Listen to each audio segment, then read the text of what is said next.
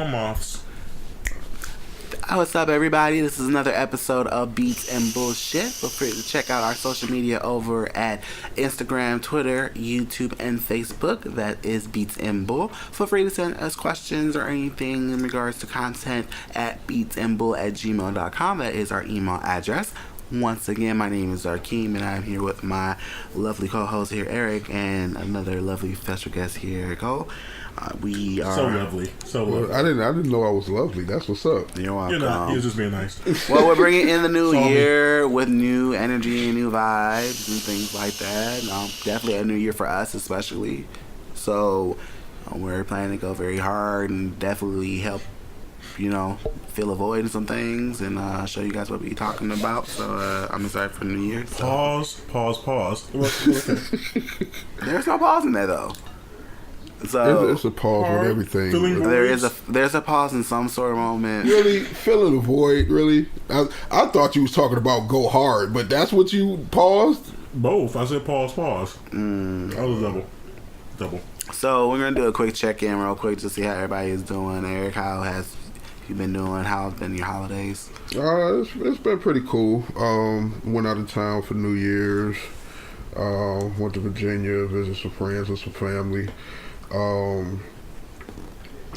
Christmas was cool. Stayed here, and just chilled. Went over someone's house for a Christmas dinner, and it was a pretty chill holiday season. Not too much, not too little. I was cool. How about yours? So pretty much chill. That's awesome. That was kind of the same thing with mine. Christmas was really good. We just hung out. My parents and my sister, so it was really nice.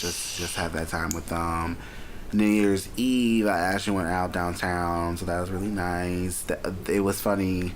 The original plans was going to be a ball crawl, and we ended up, just kind of staying over at a restaurant with some other friends who were in the area and running the New Year with them. So it was really nice. I was already kind of cocktailed, crossfaded at that time, and that was also very fun. But just coming into the new year, with new energy, new vibes, like I mentioned earlier, but then also just a sense of purpose now in regards to what happened last year, and then also just coming to this new year with taking those lessons and actually applying them. So it's definitely a great holiday in regards to friends and family and just self-reflection. So that's what's up. I feel that. Let me ask you a question. Yes. Are you crossfaded now? I can't confirm or deny that at that moment. Okay. But I'm kind of feeling pretty good right now. So. Okay. So new year, new topics, new things. So definitely keep us in check, guys. Definitely check us ourselves, our social media as well. So we'll be giving you guys updates of what's been going on. So first thing we're gonna get into is geek shit and giving you guys what's going on this week in geek culture. First is the main thing with Aquaman. Aquaman, has been out in theaters now for the last week or so and has been going strong. Keeping the lights on at DC. Very. So, Aquaman right now is being one of the biggest hits out since The Dark Knight Rises. Mind you, Dark Knight Rises came out in 2012, so this is almost about 7 years of this movie coming out and this being one of the better movies out. You just completely skipped over Wonder Woman. But it didn't do as good as, what's the name? Yes, it did. Well, according to said article. It was IGN they were talking about. Yeah. Well, it didn't do as good as Aquaman? Or? Now, Wonder Woman, in the article they did mention Wonder Woman racked up $103 million during the time she came out, and then Aquaman only earned 67.4. So she probably did good, like in the sense of numbers for opening, but and then they're also overall, talking worldwide, the numbers are probably different. I don't know what. Well, she did take a hit worldwide because of the Israeli connections. Yeah, they were talking about worldwide, so I guess worldwide, Aquaman is number 2. So that's a good thing about that. So with that in mind, Aquaman, is being shaped up to be one of the greater movies out in DC DC movie universe, So Hollywood Reporter states the film finished the Christmas period. At the box office, it earned a $751.8 million profit. Now, this is also during the time Bumblebee came out. Mary Poppins Return has came out with Emily Blunt, which are also very good contenders. So the fact that this was able to come out in like a significant way is great. Now, right now, it does put the movie on trajectory to make about $900 million by the time it leaves theaters. We don't know if it's going to hit the Black Panther number of $1 billion, but it's getting to that point. Right now, when we talked about Dark Knight Rises being, you know, the other film doing the biggest numbers, it actually earned up to $1.9 billion during this run. We're talking about billion worldwide. I mean, it's Billion already worldwide. it's already at 716, right? Like 716,000. I mean, that was the article from yesterday. Million? Yeah, I know now it's done a little bit more because of the New Year sale. So if we bounce to that article that came out, I'm pretty sure we got next week. Yeah. You know what I'm saying? All the people that didn't see it this week. yeah, yesterday it actually brought in 16.8 million. So right now it is underneath the 200 million mark. Domestically is at 216.3. Okay, So- okay, wet Thor. Say okay, wet Thor. With Thor, yeah. So I mean, God movies always do pretty well. So it's really great. Like I said, for Jason Momoa and all the things going on. So big it up to Aquaman, you know, and the success. I still haven't seen the movie, but my sister and dad Really? went, and they. So I don't know what's been going on. So it's funny, kind of going back to my resolutions and stuff like that for New Year's. It's just goals. Like I don't really do the resolution thing about like doing goals and stuff like that in general. And I do plan to like start watching movies a lot more, especially now. You know, talking more about a lot of this stuff. I plan to see Aquaman probably this weekend. That's what's up. So, but no, my dad and sister said that it was really good. So I'm really excited to see that. It was good. It was only a couple parts that pissed me off a little bit. Not even that. That damn octopus. The pie. Yeah, it was, Like all things stuff for Aquaman Octopus is playing the drums. I mean, yeah. I get the whole underworld, water world, and all of that, but they got the octopus playing the drums was just like a little too far left to me. You gotta play the act. Yeah, I mean, I guess, but overall, it was a good movie. It made me forget that I was watching a DC movie. It's almost like you watch DC movies with this preconceived notion, like, all right, is it gonna be bullshit, or it's like you overcritical about it. Yeah. And it made me completely forget about that. So that's definitely a good thing. Yeah, definitely for Aquaman, this is a very good thing, especially for DC. And especially showing that there is someone else besides Batman to be a flagship for your whole universe. So that is definitely a good thing for them. So big ups to Aquaman for all the good things they're doing and for all the numbers. Next thing we got going on is a new game launcher that's coming out, a new project that's going to help PC gamers, you know, play more games during their time using their computers. So the project's called Meditations, and basically is going to have different kind of games like brain teasers, action adventure, RPGs. The game developer Rami Ismail, he is the co-founder of the indie game studio Valbeer, had released this recently and said it is now available to download. This is on Mac and PC users. Basically, they're going to give you a small game starting from 2017. It looks like they've been working on this project so now for the last 2 years, and basically every day a new game is going to pop up, and this is all completely free. The launcher is free, so basically you'll be presented with a game every day that is inspired by that day. For how long? So the whole 365. Okay. As long as you have the launcher, you'll get all the games. So what is it, a monthly? No, you said it's free. Yeah, it's free on Mac and Windows, and basically once you get on it, you'll get the game every day. Now, every day, which each new game is supposed to be inspired by that day, so it'll have different kind of genres, like I mentioned, like puzzles, little platformers, personal games about life, loss, and happiness, love and death, and everything. Now, the catch about it is, though, actually, you cannot miss a day. So basically, say if you missed a day when a new game came out, if the user missed that day's game, they won't get to play it. So Ismail has suggested as much as when a user is able to actually be able to play, like replay games. Automatically, I'm turned off. Yeah, so I'm an adult. Like I just, as much as I would love to, I just can't play video games every single day.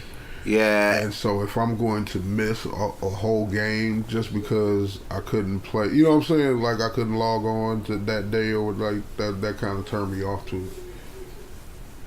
yeah. So basically, he said like there is always next year. He said he gotten questions about it as well. On his Twitter, he basically says, since I gotten some questions about it, the Meditations Project will publish full list of credits, contributors, and developers at the end of its performance on December 31st, 2019. For each day, you can check out the creators throughout the credits panel on the left. The leads for vary, but it's turning out balancing the wishes, hopes, and goals for 350 plus creative people is tough. Some wish they keep their involvement in surprise. Some have already announced their dates. Approaching it as a year-long performance made the most sense.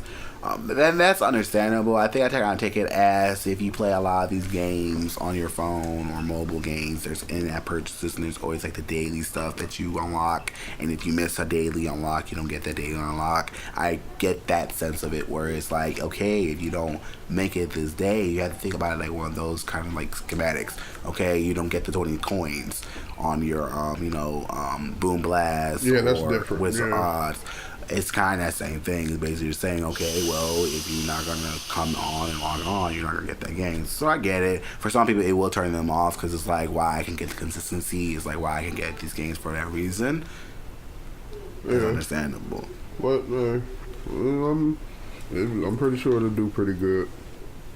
And then you got to remember a lot of stuff is geared and marketed towards children anyway.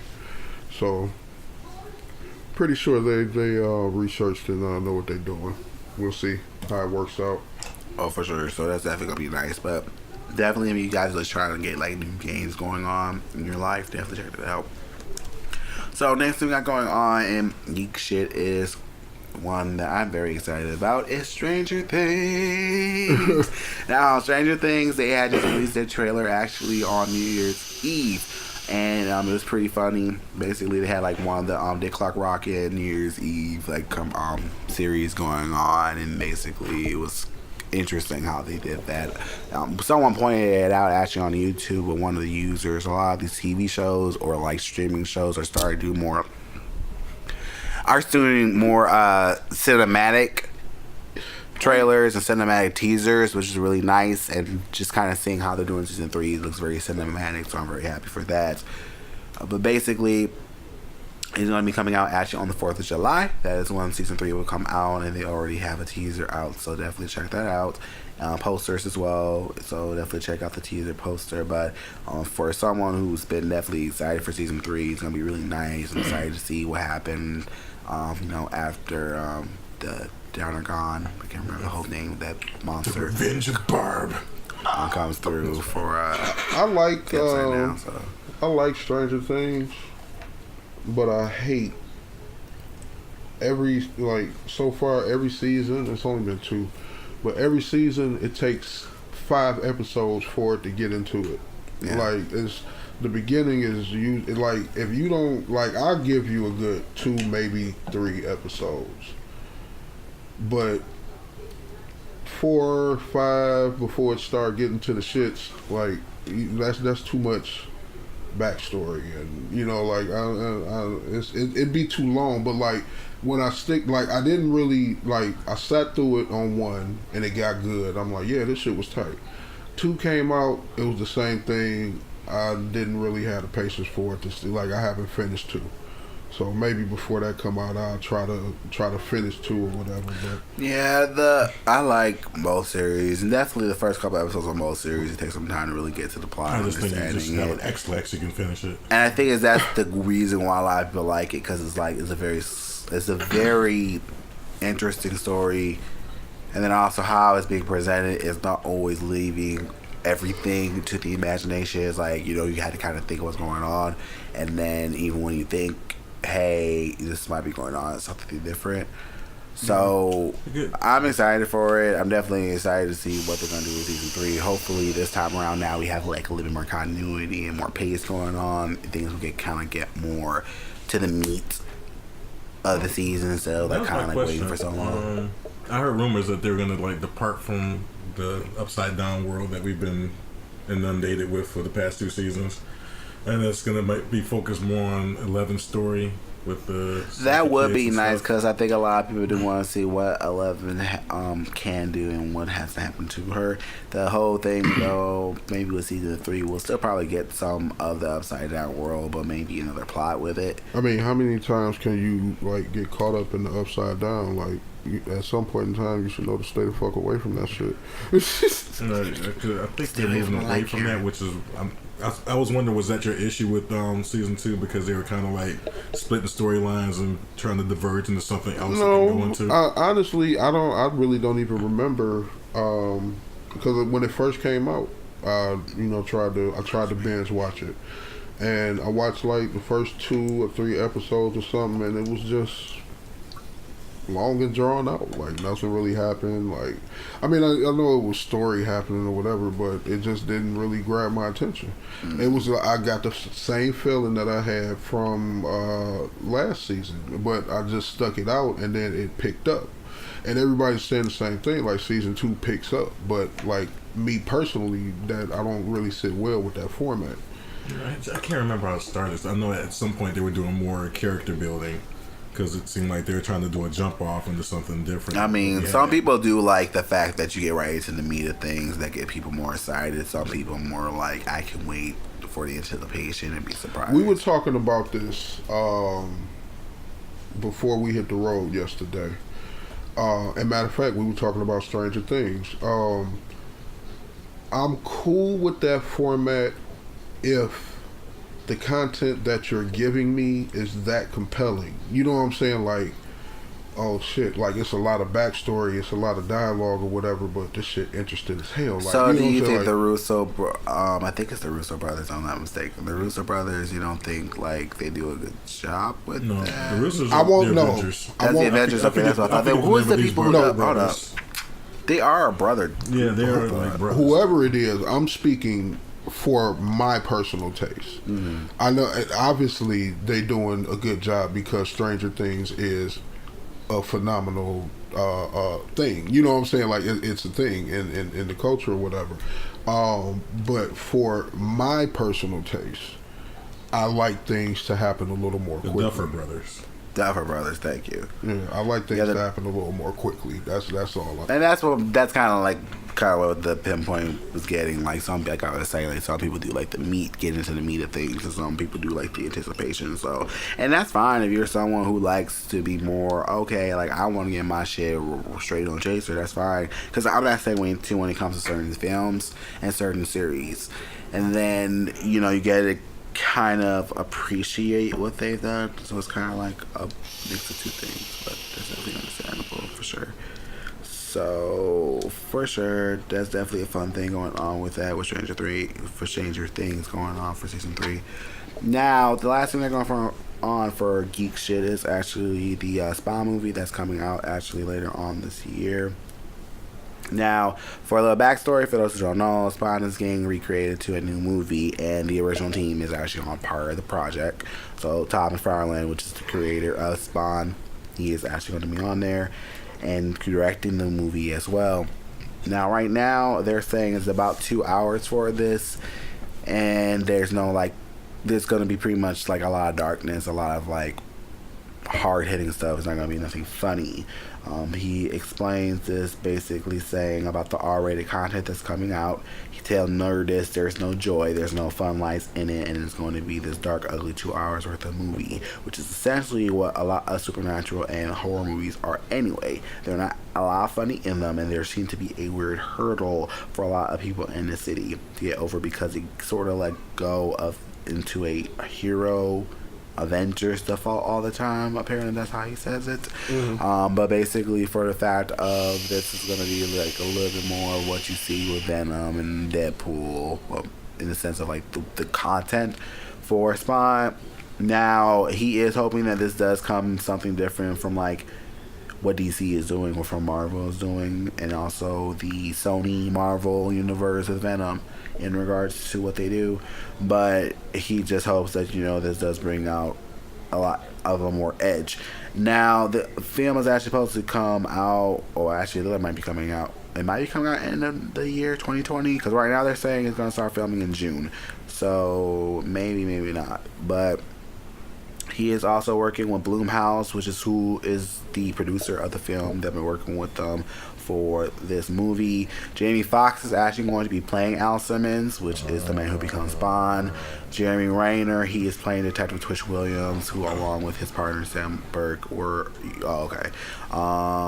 Sam Burke actually is not going to be in this movie. So yeah, so that's just going to be going on later on in the summer. Well, I definitely think Spawn is one of those movies that should be, you know what I'm saying, like they shouldn't hold nothing back. It definitely should be rated R. I'm actually happy about that, so I'm actually looking forward to it. Yeah, definitely. It sounds like they're definitely keeping it to its source. And like I said, typically when you have the creator and people on it, it's definitely a good thing. So for Todd to definitely say, you know what, I don't want this to be mainstream reflected, I guess is the best way to say that. I'm gonna make sure it stays to the core. It's not gonna be funny, like y'all gonna be shocked and surprised, and that's a good thing. So so that's a good thing what's going on with geek shit, and I'm excited to see that as well. So definitely agree with you, Eric. So next we got going on is the tea. We got your lovely weekly dose of hip hop and pop culture news. Now, first one I want to ask you talk about real quick is the Cardi B situation that occurred. And I'm not going to lie, I feel for her, and I feel for a lot of celebrities who are like this. So for those who don't know, within the past week, Cardi B was in an airport, plane hopping towards, different parts, and essentially, she was in Australia at this time, and a woman had spotted her, yelled out, "No wonder your husband left you." Her publicist, Patience Foster, which is also her best friend, got on the woman's face and, started bad-mouthing her and saying, I would beat your ass and all these other things. And essentially, Cardi also explained this also in the video, how she felt about everything, and I get it. Like, their breakups public. That's gonna be the one thing going on. Even if she's saying I'm just using him for the sex or whatever, it's still gonna be public. People are seeing this. That's the first thing. Second thing, Australia alone, the history of Australia is not surprising that someone will go ahead and say that blatantly loud. I'm not surprised. Like, they wiped out all the indigenous people in their country. Let's be real. So I'm not surprised by that comment. What I wish Patience would have done, she's not wrong for feeling that way, because that's not only your best friend, but at the same time, you don't want your best friend to be in a bad light. I understand that. You know what your friend is going through. I wish she kind of took that opportunity and reacted a little bit better. Like, you are entitled to how what you feel, but like the statement that she uttered out would be actually true. Because he didn't leave her. No. I'm not talking about she's talking about that, but like in the sense of like you shouldn't be threatening. You know what I'm saying? Like, especially like you being like a publicist in general, you shouldn't be acting like threatening. You should probably at least be better with your words. Like, yeah.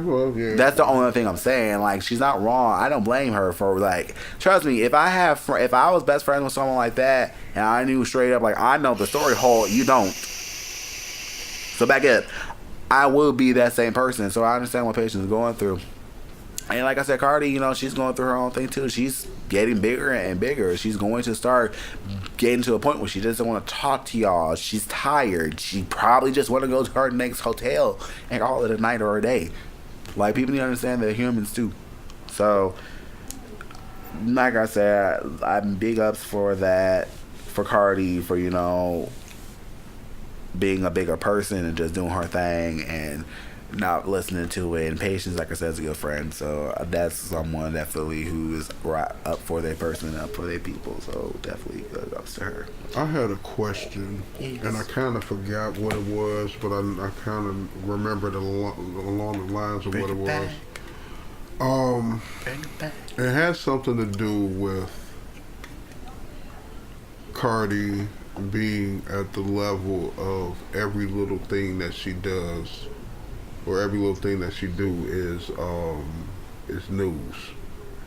You get it. Cardi goes to Walmart. It's news. You know what I'm saying? Like, I forget what the actual question was, but it spoke along that lines about her being one of those people now that we just find ourselves talking about every week or every day for something different.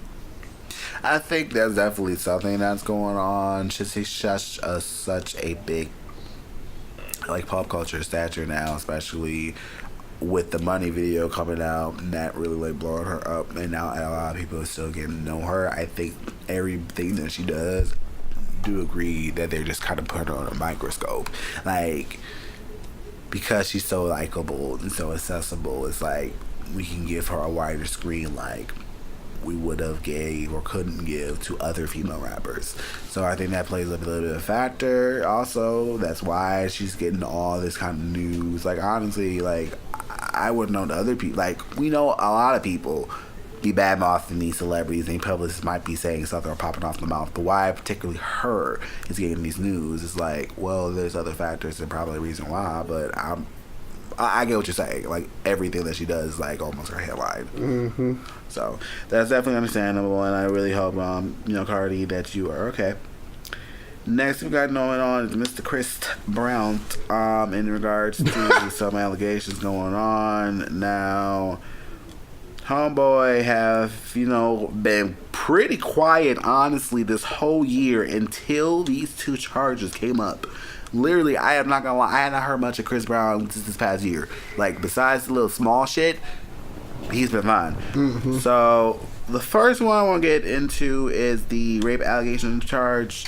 So, basically, this came out from The Blast. The Blast reported saying that he basically got is a Jane Doe suit that got laid on him. So apparently someone's allegedly playing a role in a rape that he was involved in back in 2017 with one of his friends, and she's accusing of him that he was harassing her. Now, Blast report saying that he tried to film her and her legal team during a proposed inspection of his house. Court documents obtained by the outlet stated that she and her lawyer asked the judge to sign the necessary paperwork to inspect the singer's Taranzia home, where she allegedly raped multiple times by an affiliate of the name of Young Low. The woman was sought out a protective order barring him for filming her in his home.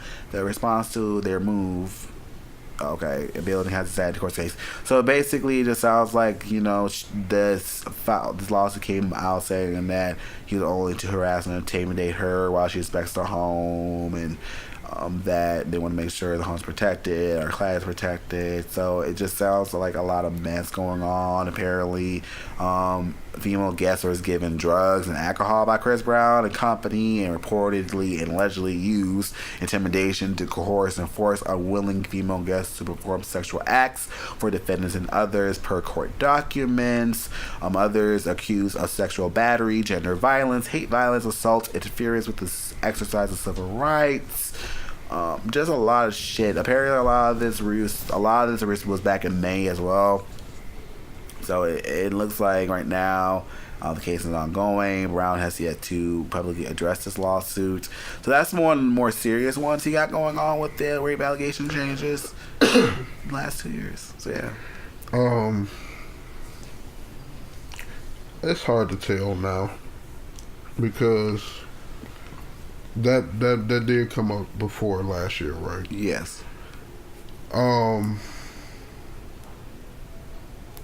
It's hard to believe or hard to tell whether or not this is a money grab or whatever, because it's been going on for so long, and just like you say, it came out the blue now. Like, you know what I'm saying? Like, he completely disappeared from social media, and all of that.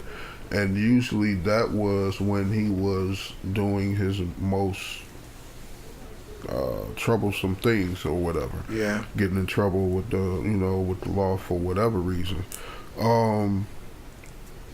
I guess we just have to sit back and see if this actually sticks, if it goes away, if they sweep it under the rug, if it's a settlement or whatever. We just have to sit back and wait and see. Yeah, a lot of these allegations are getting serious. I think my sister was talking to me about Chris Hardwick. if for those that don't know who Chris Hardwick was, he does like the Talking Dead series. Like after Walking Dead comes on, he does the Talking Dead series. He was also on some other like small things, but he was on a rape and sexual allegation charge. Found out, he wasn't, and this is allegedly, I don't know if it's true or not. But basically, they ended up denying the charges. Like they found it wasn't him, but due to that, like a lot of stuff got stripped. Like he was no longer the host for Talking Dead. All his other projects had to be like done, cease and desist because of those allegations. And just to hurt him and find out, like, oh, by the way, you're actually good.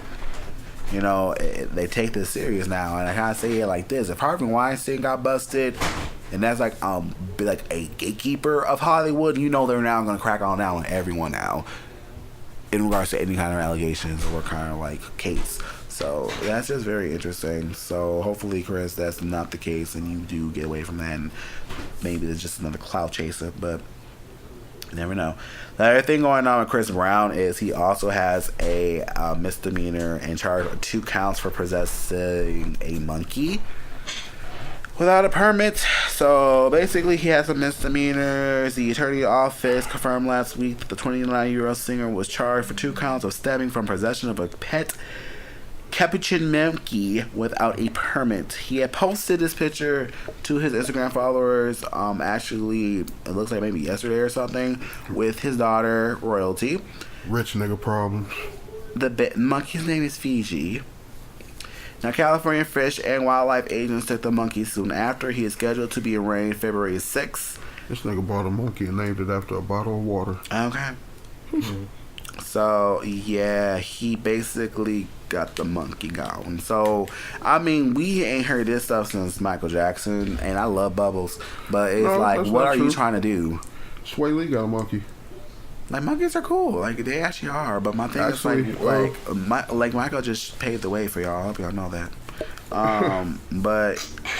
yes, let them all have monkeys. Like, between the rape allegations and then now monkey shit, it's like, what's going on? Like, are you wilding already in the new year, bro? Like, this shit you was doing on the sly.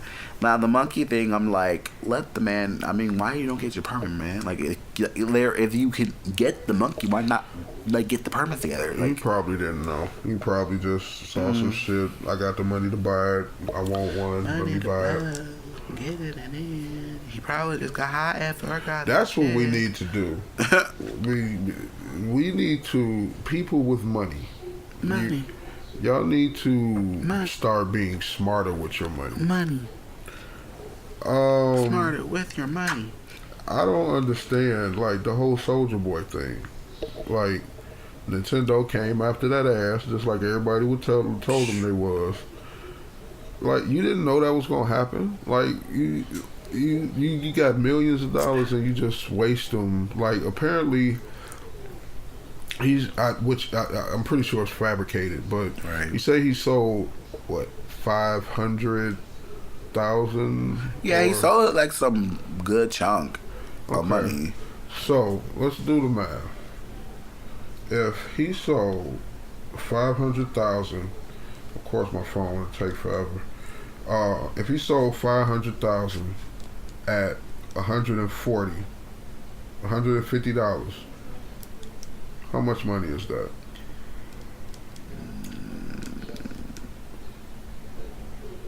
I think I'm doing that. Excuse the silence. I'm actually trying to pull up my phone. Yeah, no, I think I'm doing it wrong. All right, here we go. We got. He say how many? 500,000. 500,000. 500,000 units times $149. Okay, that's what I thought.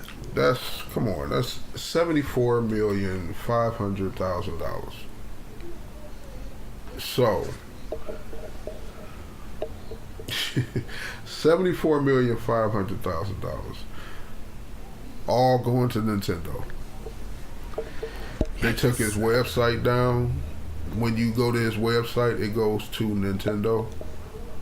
Like you didn't think this. Like, come on, you got to be smarter with your money. Like, if you're gonna buy a monkey, know what you're gonna have to do to own. Make sure you can keep that monkey. Like, y'all got to be smarter with this money, y'all making. This is what ridiculous. What you gonna do with that monkey? For real though. So, hopefully, Chris, you don't get erased by either of these charges. So, next thing we got going on with the T is some good stuff going on with our lovely former and, in my eyes, always will be our president, Barack. So, every year, Barack has been starting to do his, favorite list of things throughout the year, and 2018 was no different. Basically, he had reflected on the year through his books, movies, and music that he found thought-provoking, inspiring, or he just, pretty much loved. And he had actually a pretty good list of folks, which is pretty nice. I know he had her, one of her songs actually was on his music end list. That was really nice. I think a couple other stuff like movies like Black Panther was on there. He had mentioned a couple of books that came out as well, and I actually have that. I wonder how long this gonna go on, because I just seen, and don't get me wrong, I fuck with Barack, but how long is he gonna like milk the presidency? And which he should, because he was the first black president. I'm just questioning because I was looking at his music list of like, how long are we gonna give a fuck about a Barack list? I mean, as long as people like are enjoying it, I think they'll be fine. Yeah, I mean, it's cool. You know what I'm saying? It's just a question that popped in my head. Like, oh, he just got a ton of lists. Yes, he does. Now, some of his favorite movies was Annihilation, Black Klansman, Leave No Trace, Roma, Won't You Be My Neighbor, and Blind Spotting. Some of the songs he liked in 2018 was Ape Shit by the Carters, Disco Yes by Tom Misch, Could Have Been by her and Bryson Tiller, Bad News, Love Lies, Make Me Feel by Janelle Monáe. He also put I Like It along with Turning Me Up by BJ the Chicago Kid and Need a Little Time by Courtney Barnett. So he had a lot of people on there as well. And then books, he also had mentioned a couple of books that he liked. One of those was Life 3.0, Being Human in the Age of Artificial Intelligence by Max Heckmark, along with Frederick Douglass, Prophet of Freedom by David W. Blight. So definitely good choices from Mr. Man, and definitely excited of all the things that's been going on with him. So along with that in mind, we got some more Obama news later on, but for right now, that is definitely always a good thing to see Mr. Obama's list of favorite things. Now, next thing we got going on is something we were actually just finishing up with, is the whole Migos, Bone Thugs and Harmony, 21 Savage situation. So, as y'all know, basically, Migos and Bone Thugs and Harmony have been beefing out. Basically, Migos feel like that they're the most successful group of all time and feel like, they're, sowing they oats, and Bone Thugs and Harmony is pretty much trying to humble them, saying like that's not the case. We are. And this been going on now for the last couple of weeks. Last week, things got kind of a very interesting turn where Bizzy Bone was on a recent Instagram live session and basically saying you don't want no smoke with a sawed-off shotgun on his Instagram live session. So yeah, that was a very interesting thing. We quiet. I'm hunting savages. Okay, so that was a very interesting, very, very interesting thing. Like I said, I checked it out this past weekend and I was like, shit, like it was a very, like, it's funny how a lot of these other guys, like these younger guys, like my age or like those who are a little bit younger, feel like they're very just cocky, and then for the fact that you see all these legends is like, y'all at a point like y'all don't have to settle or even like stoop to that. So like seeing Bizzy like legit showing off a song off shotgun, a damn near elephant gun, I'm like, hello, like this ain't the 90s, yo. We don't have to do this. And see that's where it got a little painful for me, because Bone is my favorite group of all times. And it's been, honestly, this whole thing has kind of been painful because they're fighting a losing battle. You're from the golden era of hip hop. We're in the trolling era of hip hop. The two doesn't mix. So they're fighting a losing battle because the things that made them the legends that they are, unfortunately, are no longer held to standard or value by the masses. Yeah. Now everybody is attention, like, or what I'm saying, it's or drama or something like. So if you're not doing none of that, then you're not really popping nowadays. And exactly. They're coming in and trying now. Let's just being real and taking my bias out. We know that the Migos are not a better group than Bone. Okay. But you can't deny that they're making their money right now. They're the hottest group right now. That honestly, they're about the only group. I know there are no other groups. That's true. So I mean, but at the same time, I get it when it's not the fact that they're saying we're the greatest group of all. I mean, that's a part of it, but they're not even acknowledging, or what I'm saying, that y'all whole sound comes from Bone Thugs-n-Harmony. And y'all not even acknowledging that fact. So I get to where they get caught up and want to say something, and it goes a little too far because these new niggas, they don't walk with the same values that we walk with. So they'll say some disrespectful shit that we considered crossing the line, and it was fighting words, suck my dick, or whatever. You know what I'm saying? It seems like now every week we're talking about another young nigga versus an old nigga, to where they just said something to send the old nigga over the edge. You know what I'm saying? So they fighting a losing battle, and honestly, they probably just gonna have to bow out and say fuck it, and just put the music out, and it's gonna be received how it's gonna be received. It's not gonna be as big as the Migos, this, that, and the other. They got their core fan base, because I'm damn sure gonna buy it. But it's what I'm saying, it is what it is, and that's just the best thing that I could say by me being the big Bone fan that I am. Because yeah, that was a pause. But just watching that shit, it was a roller coaster of emotions. It was funny. It was hilarious. Watching him with that damn musket, double barrel musket. I was just waiting for him to say, y'all get on out of here. Sitting there playing ROTC drill sergeant with it. It was hilarious, but at the same time, I'm like, what the fuck are you doing? And it was hilarious, like, as I'm watching it, they came and said the police are at the door. He tried to shoo her away before, when she was bothering me. Like, she walked in and was about to say something. He's like, bitch, get away. Like, I'm doing something right now. Like, nigga, the police is at the door. He said, oh, what? Oh, wait, is that real? Wait. That was the thing about that. I was like, wait. I'm like, okay. So no, the neighbors behind it, because like, if you ever watch his lives, he always do them right there, and he be back there smoking or whatever, and his neighbors probably be watching him all the time. So I'm pretty sure the motherfucking neighbors was like, look, this crazy motherfucker's in the back waving around shotguns, doing pull-ups and shit on big ass shotgun.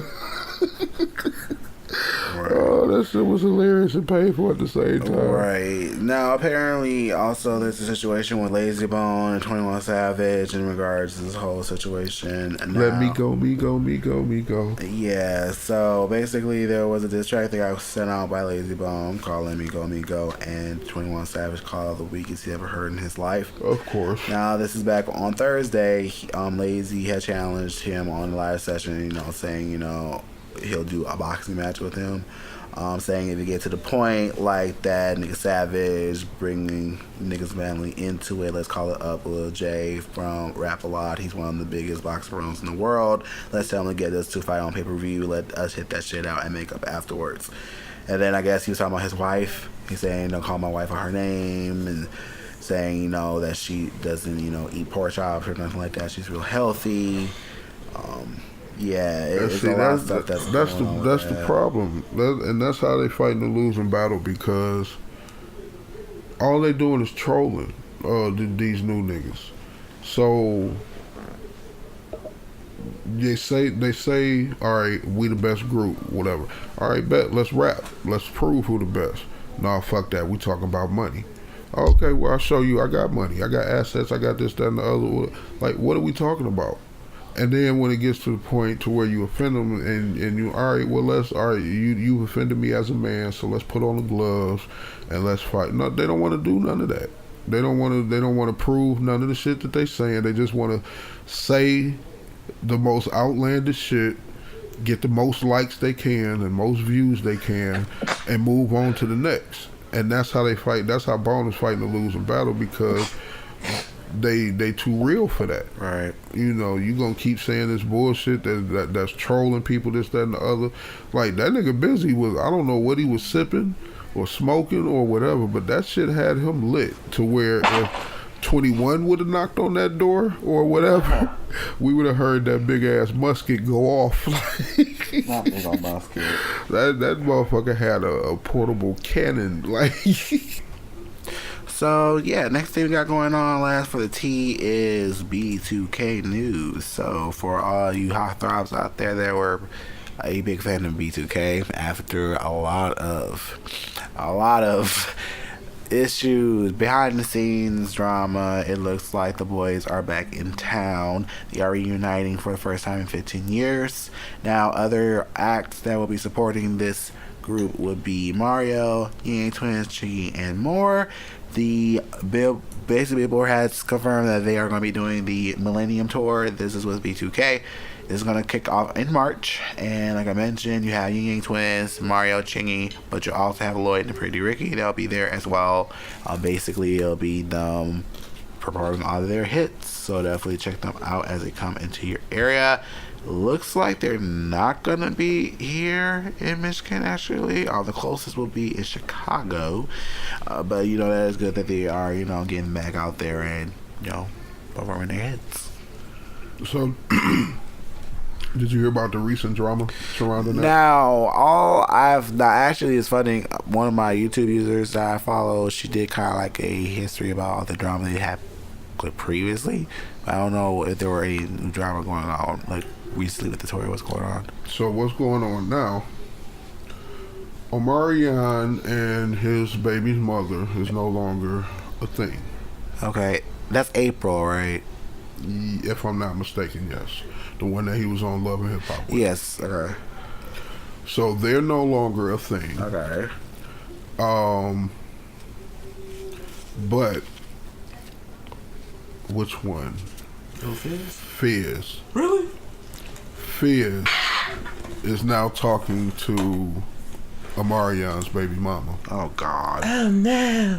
Yeah, they're trying to spin it like they just hanging out, just friends or whatever, but no, nigga, you don't just hang out and be just friends with my baby mama, especially if we cool like that, like, you know, like, so that's baby mama. That's the recent drama. But to be honest, it's probably promotions for the next Love and Hip Hop. Exactly, that's exactly where I was going. That's so obvious. Right, baby. They're just using that for their own little, like, you know, pleasure, so they'll be fine. So that's understandable. No, but for honestly, like, I think it's interesting that, you know, they're coming back. You know, they were one of the most popular black boy bands, you know, in the early 2000s. And right now, definitely, you know, it's pretty nice that they're coming back. Now, if this is going to be some drama, we'll see. If not, this is for hip-hop and hip-hop stuff, then I think it's not going to really matter. But the fact that you're only getting coins still is a good thing. So definitely big ups to them. Yeah, definitely. Get your coins and everybody who's on that tour. And hopefully, big ups to you guys for that as well. Now, that is it for the tea this week. If you guys had any tea-worthy articles, definitely send that over to BeatsAndBull@gmail.com. Check us out on our social media. We'd love to talk to you guys. Yeah, this year is new growth, new energy, new vibes. We definitely want to give you guys a lot of great content, so definitely keep us locked. Keep us out on Facebook, on Twitter, and on Instagram, and on YouTube.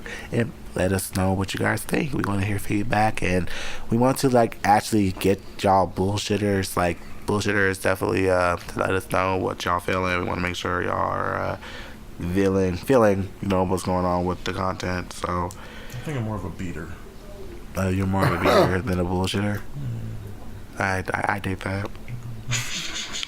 So next thing we got going on is beat shit, things that have been going on in music in this past week. Now, because of it being in the last week of December, a lot of stuff really didn't come out, honestly. If things did come out, it was like singles.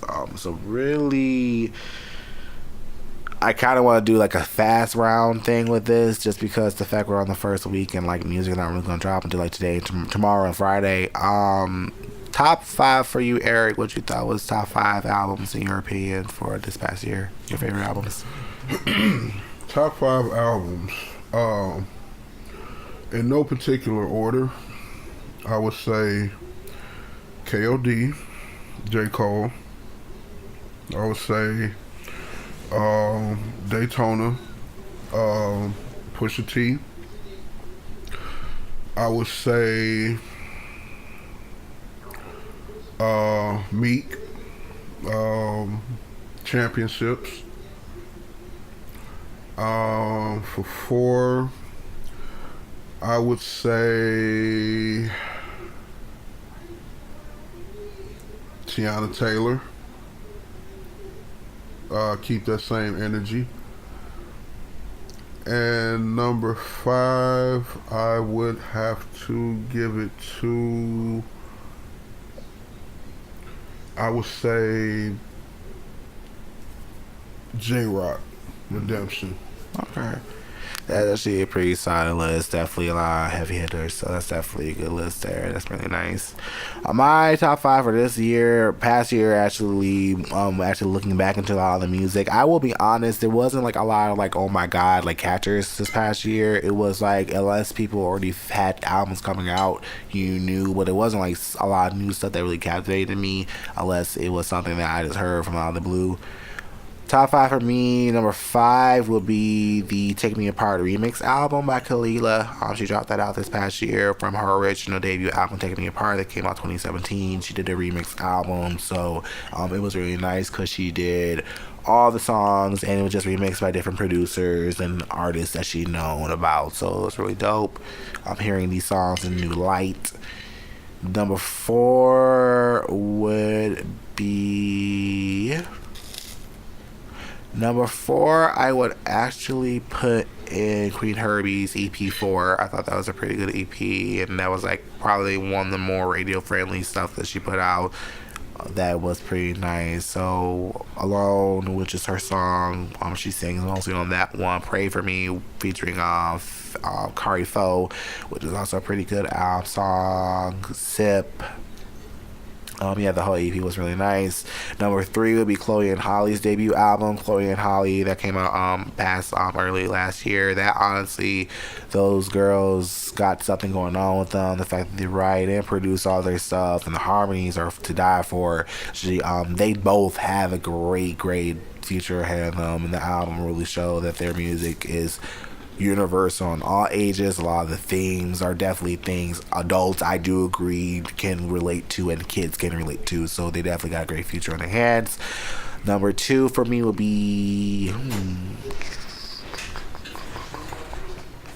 actually, I'll put this in here because it was a recent one. Golden Hour by Casey Musgraves.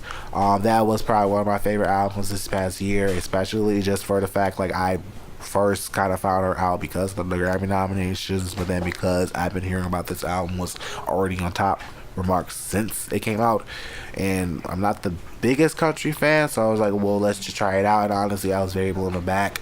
Definitely, if I was suggesting someone, I would definitely tell them put the country like title out of your head, because she did a great job with this. She really took the understanding of country, which is storytelling. It's never been about just how it sounded, just like you're able to tell stories and be like intoxicated by these stories. She does voice modulation, she does different chords and beats. I love that she mixes a lot of like ethereal, experimental influences, psychedelic influences, also electronic and rhythmic influences. So it definitely doesn't sound like a country album because all the songs, from Butterflies to High Horse to Slow Burn. Slow Burn is actually my favorite song of the week, and I'll explain that a little bit more why. Even from Mother and the last song Rainbow, all the songs definitely were of a personal point of view, and that definitely was a late contender. And the number one was Sweetener, Ariana Grande. Honestly, that was probably one of my favorite albums. I still listen to that album ever since it came out in August. Last couple of weeks, it's definitely got a lot more sentimental for me, especially with songs like Get Well Soon, Breathing, Better Off, and as well as Borderline in different kind of ways. And I'm just very excited about Ariana in this next chapter. She's bringing out the Thank You Next album at the end of this month. So definitely I'm excited for that. And then the second single is supposed to come out this next week. So I'm excited. I'm excited for this sound. I'm so excited for her finally getting into more of an R&B sound than that what she wanted to do. So I'm just very excited to hear what this next project's going to sound. So those will be my 5 albums for this past year that I really liked. That's what's up. Very very real well-rounded. I don't want to say eclectic, but that's another word that I'm trying to say that escaping me. But yeah, nice list. Mm-hmm. So that was mine. But yeah, so definitely for new music, we definitely, like I said, we want to see if you guys have music to send. That's definitely one thing we would like to get going, especially for Beats and Bullshit. So if you guys know people who got some tracks out, whether it be just rap, R&B, rock, whatever like that, we want to like show all kinds of showcase of music, but basically, you know, send it to our email. Again, it's beatsandbull@gmail.com. Maybe we'll check it out. We'll definitely work on getting that out and, you know, having you guys experience, you know, a lot of the music that's going on in the community. Now, with Song of the Week, like, again, this is really more like personal stuff and things like that, what we're going through with us, just in general, stuff we like. But Eric, did you have your Song of the Week? If I had to pick a song of the week, something that I've been rocking pretty much for the past week, and it's a little older. I think it came out around the beginning of the fourth quarter, maybe in the third quarter, whatever.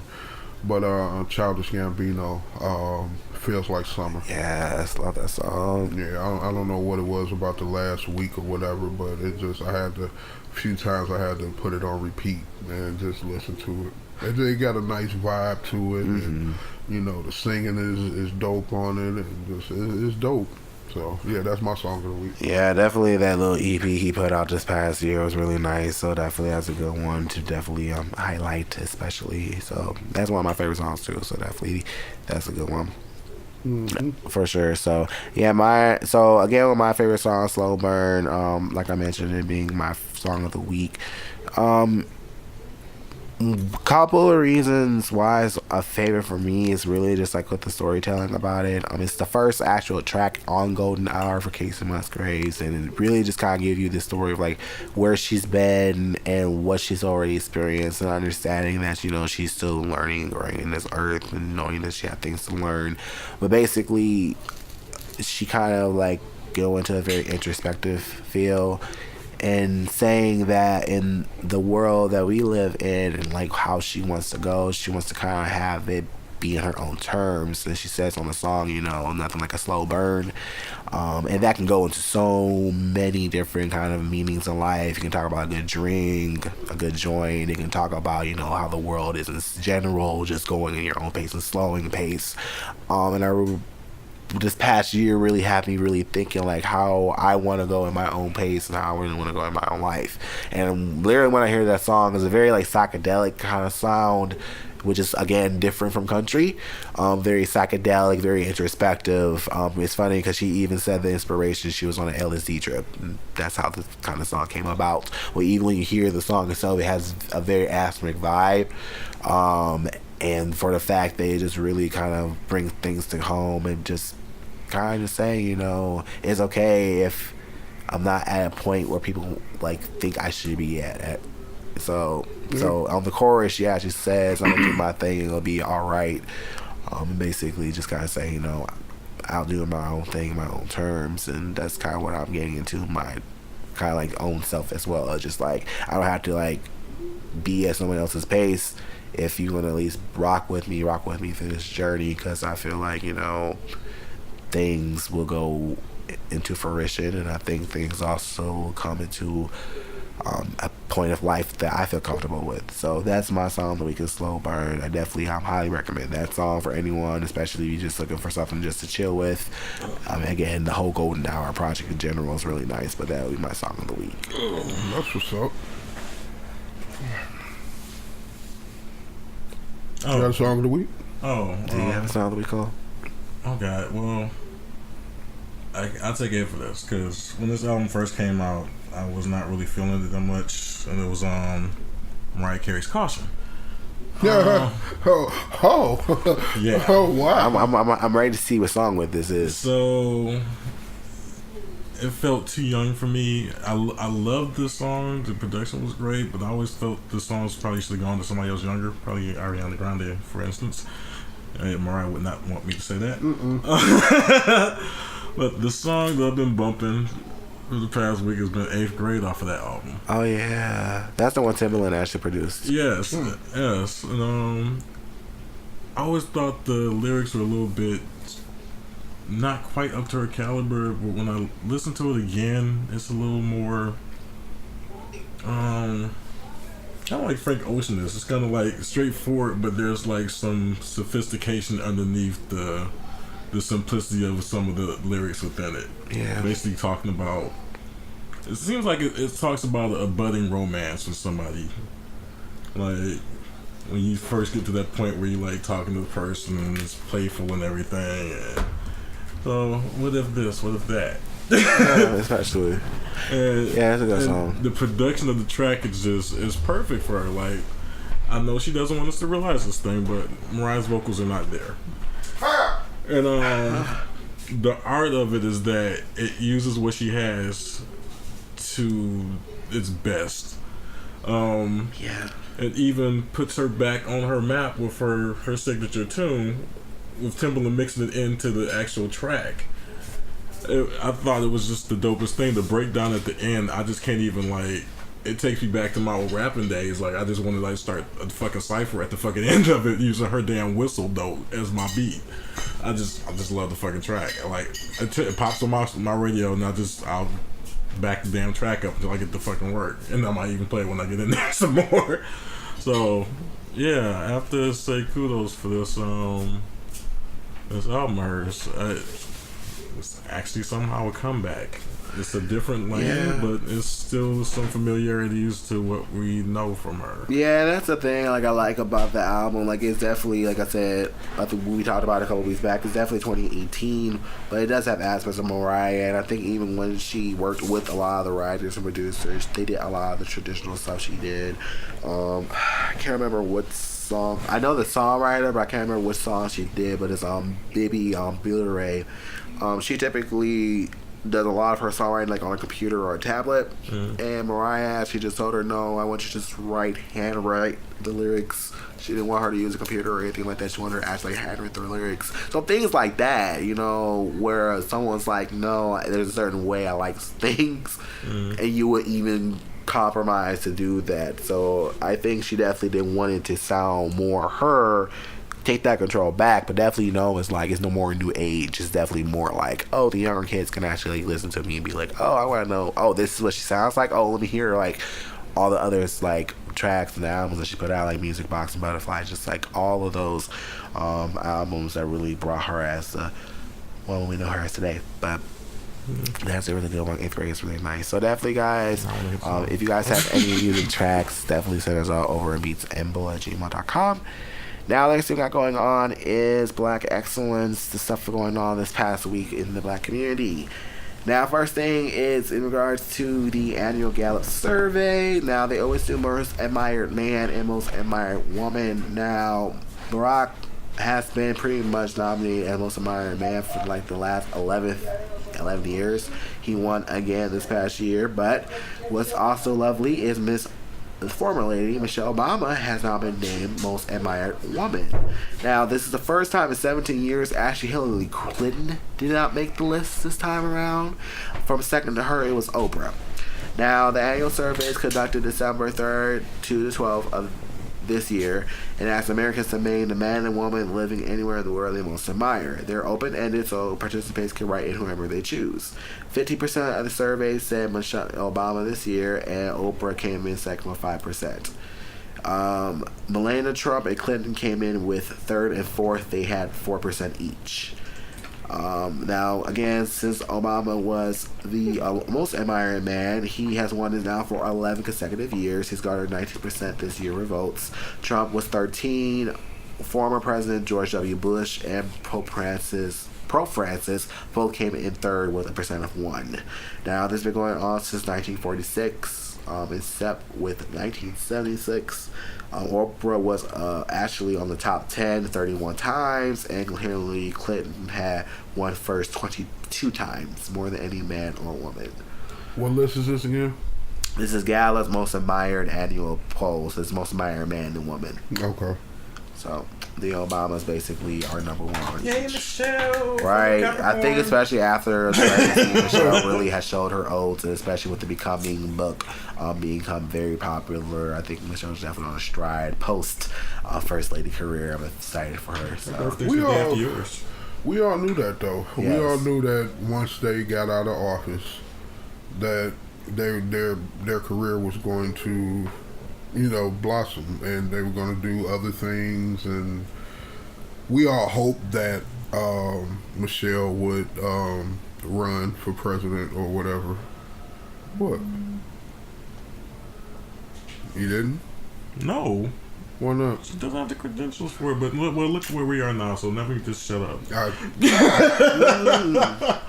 Next thing going up with the Black Excellence is 2 board directors are actually joining Tesla's leadership board. Now, this was actually announced this past week.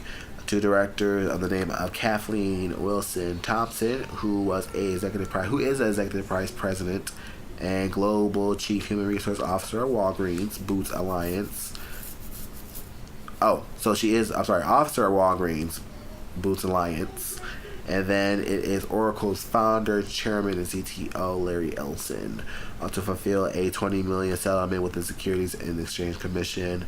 Now, this has been going on within the past few months. They are starting out to add an independent director with skills that would complement the current board's experience. This comes from a statement that the board of directors stated.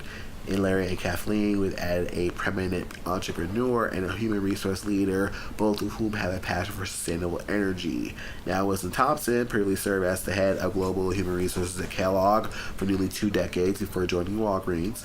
The executive also currently serves on the board of 2 U.S.-based manufacturing companies. Ellison says to be a big believer in Tesla's mission, previously purchased 3 million shares in the auto and energy company.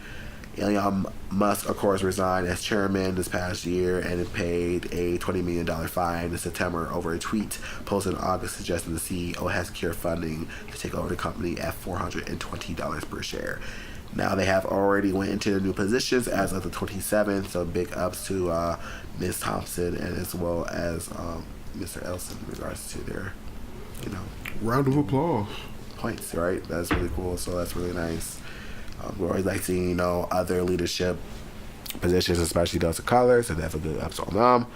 Last thing in regards to some good stuff going on in the Black community is a new tech startup called Culture Greetings. Now, they are a company based off of Atlanta. The actual company was founded by a tech entrepreneur and business psychologist of the name of Dr. Diane Haffrey. Basically, she wanted to see relevant greeting cards that are culturally, resonant, that you really can't find in stores. She says it's important for us to be able to see ourselves in products. Something bearing an image of us with sayings that are specific to us as a people. Now, the Culture Greetings is innovating the slow and inadequate process of searching for the perfect card in the store, making it easier for people to create and send greeting cards to anyone in the U.S. According to the American Greeting Card Association, the average American spends about 25 to 30 cards each year, with most popular being birthday cards. The act of sending someone a greeting card is still meaningful, but now Culture Greetings wants to give the ability to customize cards to catering to people of color in minutes. Now they have over 700 greeting cards and growing, mostly designed in-house by Mahaffey herself. The entrepreneur had also worked with award-winning cartoonist Quinn McGowan and artist Steve R. Allen, who work can be found at the National Museum of African American History. The goal was to design a culturally relevant greeting card platform that will become a leading destination for Black consumers. That's the beauty of being able to code. We programmers can build whatever we dream. Now, basically, you can choose by a wide variety of cards for different occasions. You can use the online tool to write a personalized handwritten note, plus a gift card. The software includes prints, stamps, and mails the cards to be delivered the next day. Now, they will be launching this actually as an app as well. This will be on Android and iOS sometime in 2019. So yeah, that's really nice. Especially, some people don't like getting green cards, don't fit them. So everything is becoming so instant now. You got instant and curated. Like, I think those are the two biggest things. Instant and curated. I think so many people now can just curate stuff to where it's just only Black or LGBT or white, Italian, whatever. I think it's getting more into culture, like a lot more pockets, and things are now, like you said, getting more instant. So like now people can just get these green cards and get them out the next day. It's pretty dope as well. Yeah. So definitely big up to Miss Haffey in regards to that startup. I'm very excited to check that out. So next thing got going on is with LGBT news, which is a couple of stories going on. The first thing we got going on is a rugby player in the UK. He is facing some deportation actually in his home country, Kenya. He was actually saved by eviction from 2 anonymous donors. The rugby player name is Kenneth Machara. He played for the Bristol Bisons and claimed asylum for fear of anti-gay violence in his own country. Now, he was not able to work and being supported by his 69-year-old mother, who works as a nurse and has British citizenship. He was actually granted a reprieve after thousands signed a petition to support him. He was informed that he owed £219 to cover council tax from January to March of this year in his flat in Glastonbury. Now, he was unable to pay this because he has no money. He was told he does not qualify for a discount because he is an asylum seeker, and that's when donors stepped up to help him in this time of need. They contacted the team chairman and said they paid him until June of next year, and he said he didn't expect it, but the support gives him hope. Now, this was done by The Guardian. A councilwoman spokesman said that while we cannot comment on individual cases, we can confirm that whether a person is currently seeking asylum, they do not meet the criteria for council tax support. He was claiming asylum in 2016 and request was denied. The activists are hopeful for the sodomy laws to be overturned.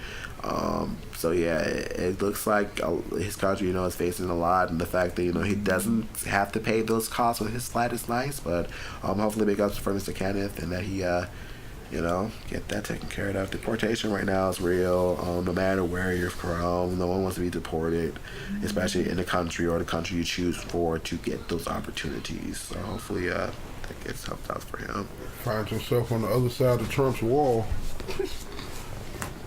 Hey, at this point, we should not be paying money for a wall, so I say I'm not the wall. Don't be paying, taxpayers' money for bullshit like this, please. Don't have time for that at all.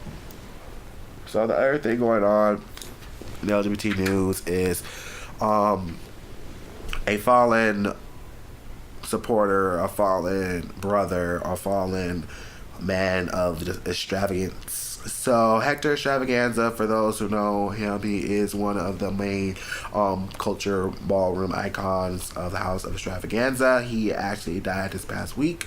For those who don't know about the man, he was actually on Paris is Burning on the documentary Hector Extravaganza. He is considered the grandfather of the House of Extravaganza. He died at the age of 60. This was announced on his Facebook page. Basically, again, he was a part of the New York ball scene and was on Paris is Burning. He was actually a consultant of the recent hit series Pose, which was created by Ryan Murphy. For those who have not seen that, I strongly recommend seeing that for anyone who wants to be an ally. Definitely someone who is in the LGBT community, no matter what letter. Definitely do need to see Pose. But basically, he served as a consultant with a lot of the stuff going on with Pose, and a lot of the team members, including Ryan, was hurt that he passed away, especially. So he left a very big impact to the ballroom culture and gay culture in general. He was originally born as Hector Crespo, but he changed his name to Extravaganza. He was a house father to Extravaganza from 93 to 97, and then he was again from 99 to 2003, and then he became the grandfather after 2003. He also made ballroom culture history, being the first Latino house in a primarily African American ball scene. So definitely bigs up to a very big mark in the community, and definitely in the ballroom community. So definitely rest in peace to Hector Extravaganza. Miss my Uncle Charles, y'all. Not rest in peace. Yeah, no, definitely it's pretty sad. I know Ryan, who is one of the actors who was on Pose, he actually saw him as a good father figure too. So like, I was really sad when he found he died as well. So yeah, so definitely that is LGBT news. If you guys have any articles, definitely let us know. We would like to talk about a lot more stuff going on with the LGBT community, so definitely give those suggestions to BeatsAndBull@gmail.com. Next thing we got going on is Take Shit. So there's stuff going on in the tech world. First thing we got going on is the Instagram update that brought people into a frenzy. Now, I didn't even know an update happened, and I probably wasn't on Instagram. They say it only happened for like an hour. It happened for an hour, and they saw it was trash, and then they put it back. Reneged. So this happened on Thursday. There was a surprising update that required them to tap and scroll horizontally to view their news feeds. To kind of think almost like a Tinder kind of feel. You just kind of swiping left in regards to your news feed. People quickly responded with disapproval the next day. They had a product who is Adam Masuri over Instagram had said it was just a test. It was a very small test that went abroad. Should be fixed now. If you're still seeing it, simply restart the app. And then people started saying all these other things about the new update. He said I'm sorry, it should be back up to going, blah blah blah blah. Yeah, people were just very pissed about this, so they did retract it. It's now normal now, but typically it's crazy how a lot of these apps or tech companies are doing these small little mistakes. Like, that's crazy, because especially if you just literally are on your phone, and for some people they get auto updates, so you don't even realize stuff app's updated. You just go on Instagram one day and it's like, what the fuck is this? Well, I can't go down. Well, I can't go left. What? So like, I get that. Like, I'm a person who have auto updates, so like if I would go to Instagram and I couldn't scroll down anymore, I would be like, what's going on? And I have to look like, oh, there was an update these last 3 days. That's why. But I mean, I didn't go on at that time, so if it was like about 45 minutes to an hour, for some people that's like almost an eternity, so I wouldn't be too surprised about that either. So I can't properly complain. These limited characters. And then someone else said they should go back to chronological order. I was like, yeah, that's not happening. I mean, that's a good wish. The other thing going on in regards to Instagram, well, which is more of like the subsidiary, is Facebook. Facebook is also reportedly working on a cryptocurrency for WhatsApp. This was according to Bloomberg. Now, cryptocurrency, of course, has become a very big main point in just currency, not only in the States, but everywhere, especially if you are online. So they will focus on WhatsApp's India market, which boasts about 200 million users and allow users to transfer money. India also leads the world's remittances of 69 billion, which was sent to people in the country in 2017. Now they're developing a stable coin based on the US dollar to offset some of the volatility associated with cryptocurrencies and make daily purchasing easier.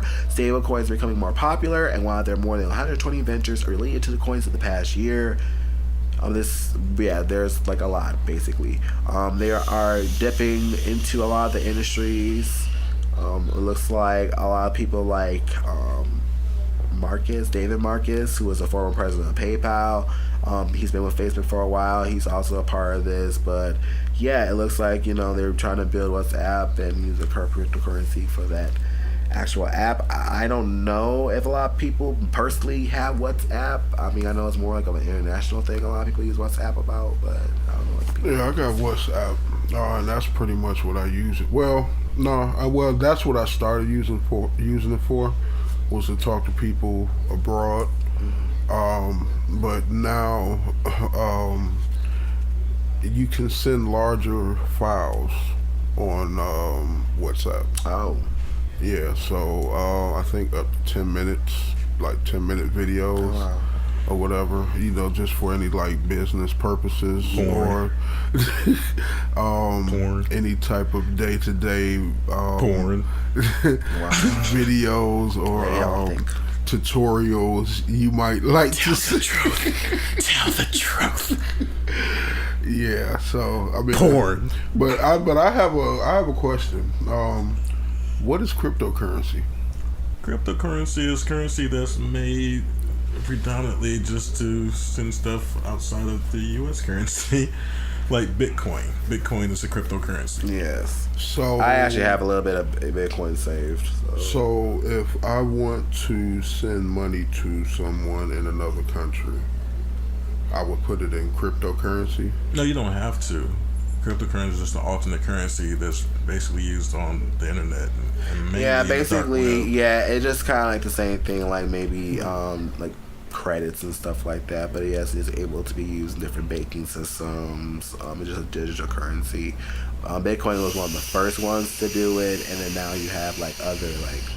I forget. There's blockchain, there's Bitcoin, there's Ethereum, there's Litecoin, there's Zcash, Dash, Dogecoin. Yeah, there's like a lot of them. There's so many right now. It's kind of become unstable in a way.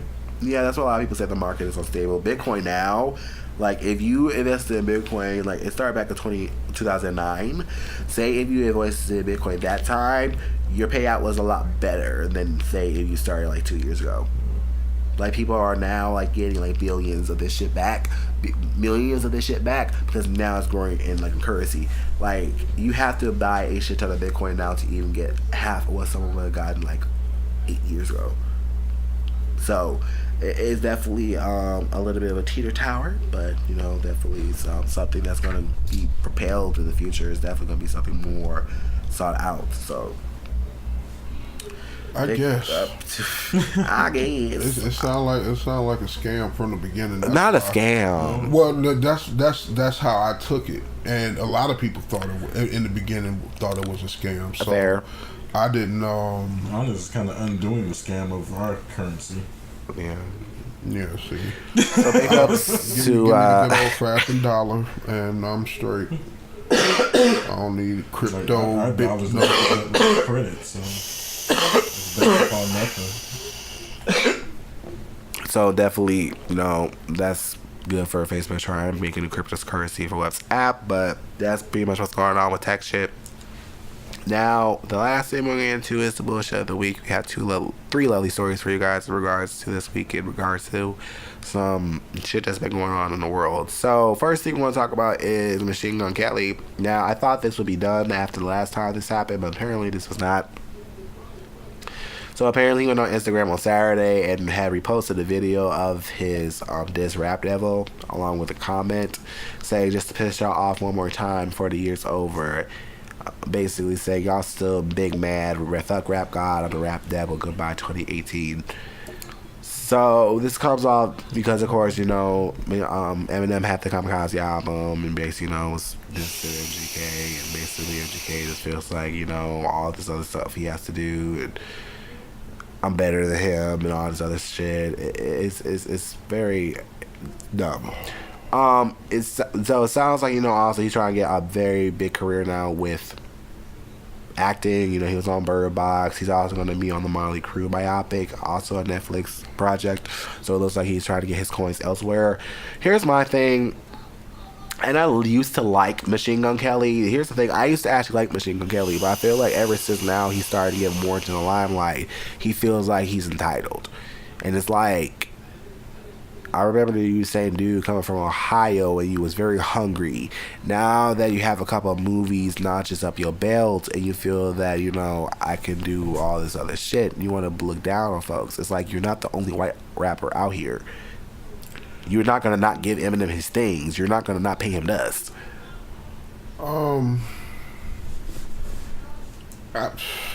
This I looked at that as desperate one last grasp for attention. He was trying to troll, but it didn't happen. Wasn't nobody talking about that shit no more. Other than the year-end wrap-up where, you know, people were talking about the beefs that happened throughout the year. But up until that point, wasn't nobody talking about this shit no more. Ain't nobody still talking about no Machine Gun Kelly. Ain't nobody still mad. Ain't nobody. You honestly, I mean, real talk to me, you really didn't prove nothing. You dropped a catchy diss track that was more along the lines of a song. Eminem responded, and you didn't respond. So why is anybody mad but you and your fans? Like, so I mean that just really didn't make sense to me.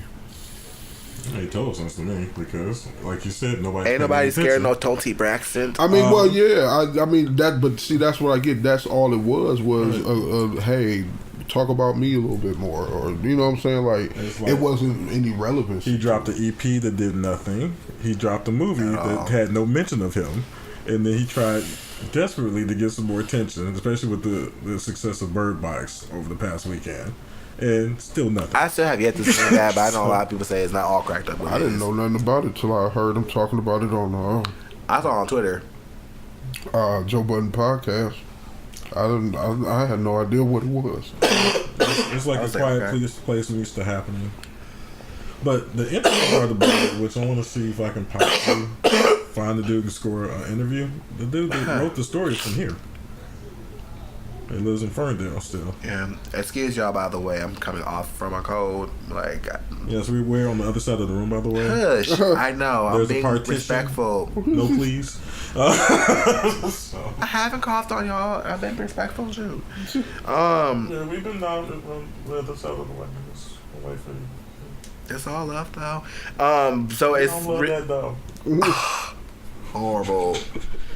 Horrible. See. Anyway, but with this in mind, Machine Gun Kelly really need to watch himself. I just don't understand why people feel like they get entitled after a certain couple things. So that's just kind of interesting.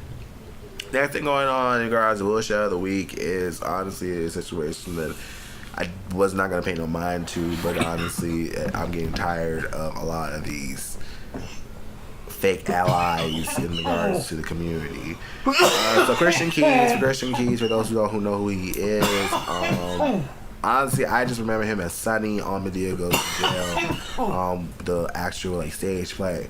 But a lot of people know him more as Character All Legends of Tomorrow, I guess.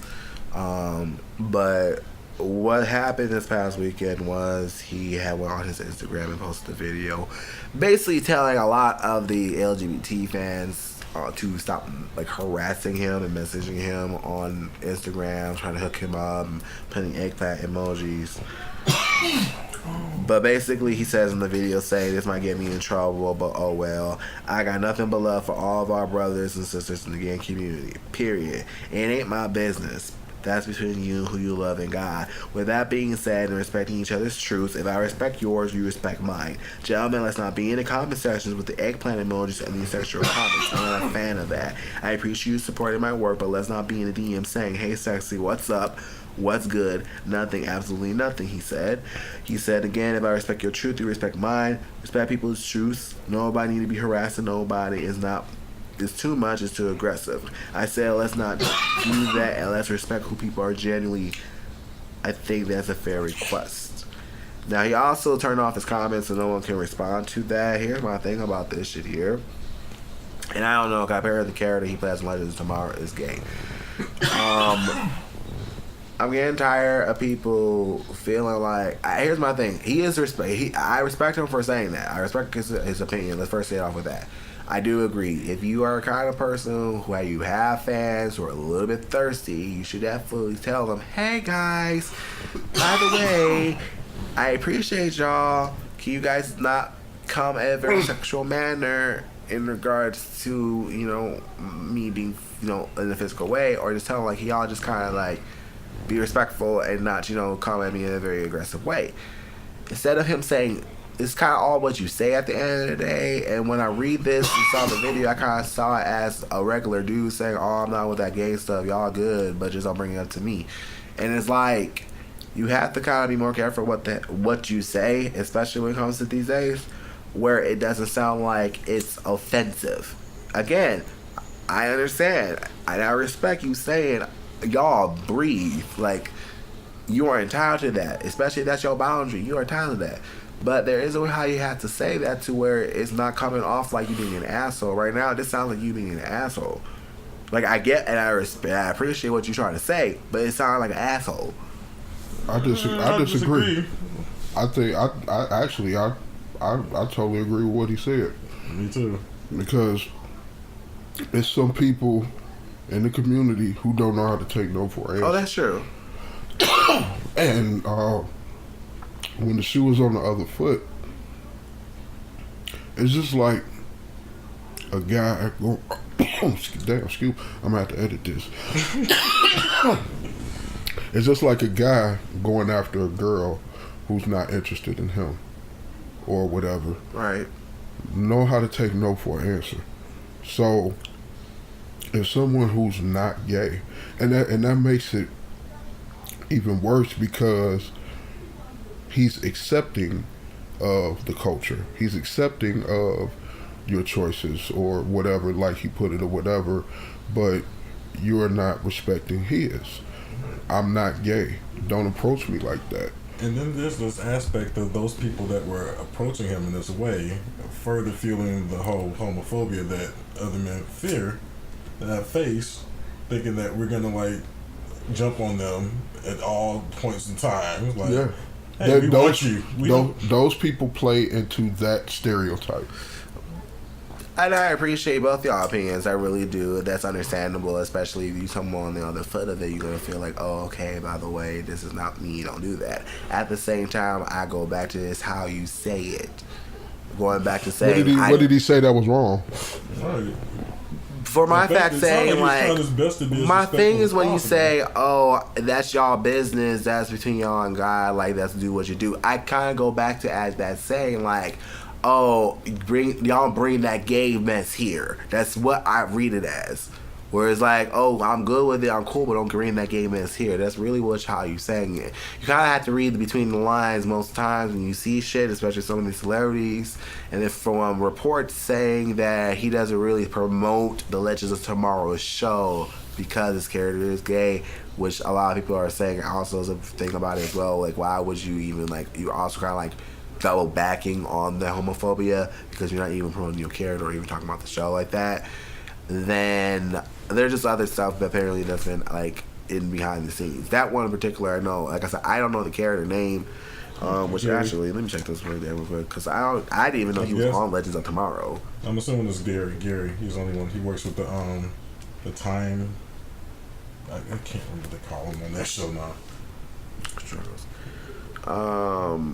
So even with that, it's like the Time Bureau.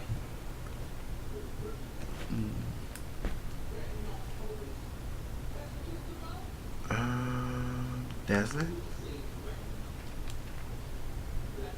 I forgot he's from here. That even makes it worse. For real though. A lot of Michiganders out there. They are. No, they are. Don't get me wrong. I'm on his IMDb and I'm trying to like figure out where it's at. But yes,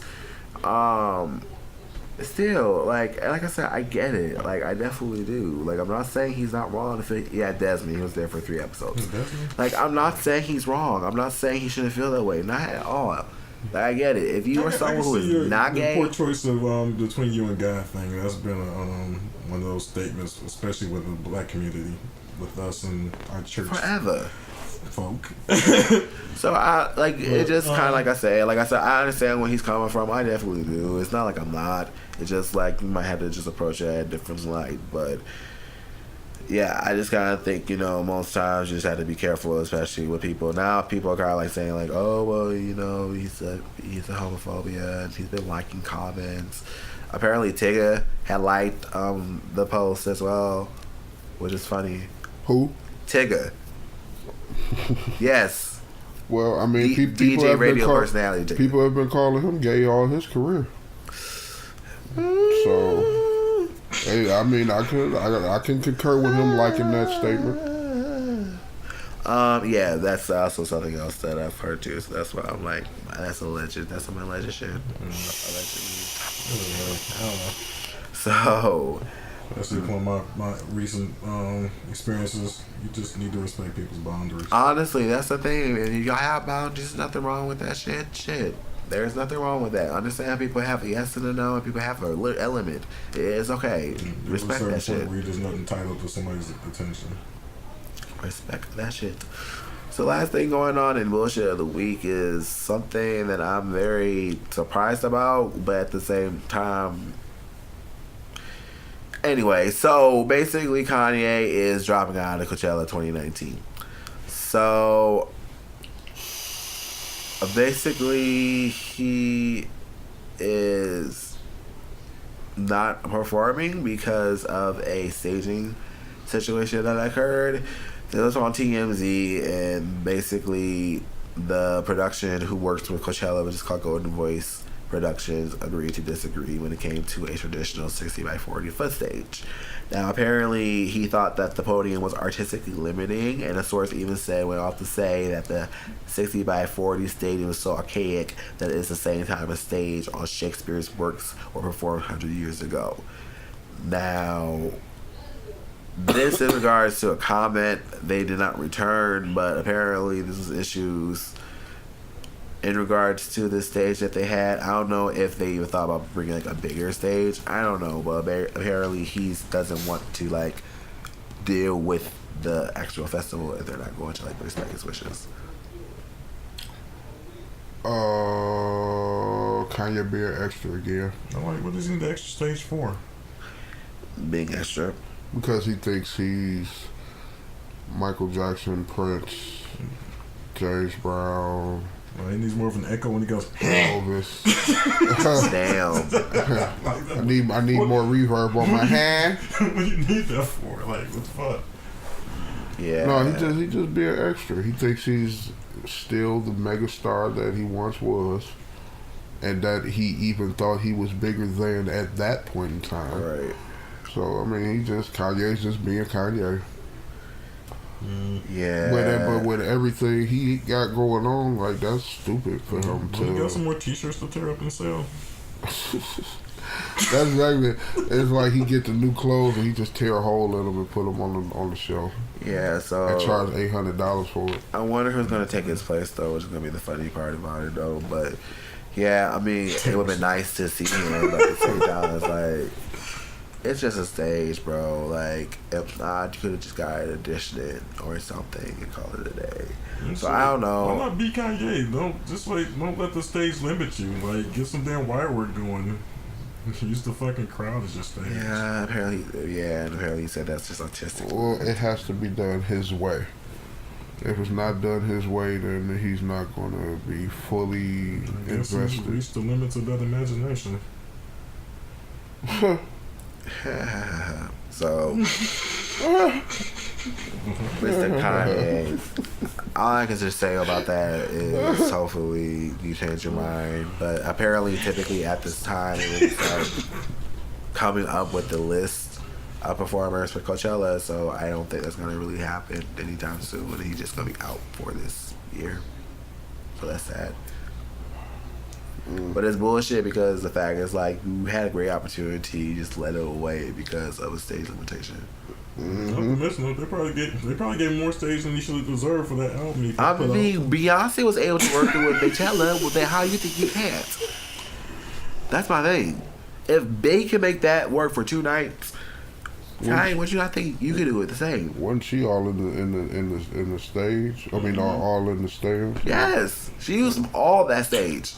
So my point exactly. Okay, so I'm not even part of the hive. Next time you're doing this tour, Kanye, next time you have a Coachella performance, work what you got, baby. And that's all I say.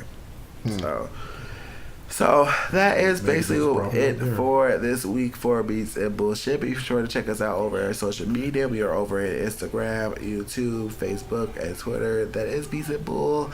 Check out our email, which is beatsandbull@gmail.com. We'd love to hear comments, love, suggestions, all those sorts of things, guys. Then let's keep us out for the new year. Eric, did you have any closing announcements? Happy New Year. And don't do nothing stupid. Yeah, let's go into this new year, guys, with some God. good energy and great vibes. That's not good advice. I guess. Don't do nothing stupid. Like, But it's also subjective. Okay, you gotta explain that. right. Well, I could call many things stupid that aren't stupid to other people. I don't know. It's kind of subjective. If it can be called stupid, don't do it. Yeah. Everything can be called stupid. Oh gosh, not in the literal sense though. So, but I get what you say, baby. But check us out next week, I guys. feel affronted. You just You do want not to have the right to call me baby. You just want to do something stupid. Oh, This is true. check you guys later, guys. Y'all have a great week. Yeah. I-